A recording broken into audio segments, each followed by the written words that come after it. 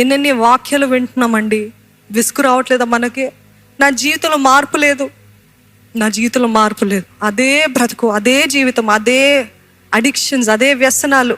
ఈ కన్ను మూస్తే ఆ కన్ను తెరుస్తే అక్కడ చేరుతామా అనే నిరీక్షణ ఉందా, అనే ఆనందం ఉందా, అలా ధైర్యం ఉందా? నేను ఇక్కడ మూస్తే నిశ్చయముగా దేవుని సన్నిధిలో నేను కళ్ళు తెరుస్తాను, నేను దేవుని సన్నిధిలో ఉంటాను అని నిశ్చయత లేకపోతే, ఇదే అనుకూల సమయం, ఇదే రక్షణ దినము, నేడే రక్షణ దినము, ఈ భక్తి జీవితం అంతా నాకు వద్దు అని అంటున్నారేమో.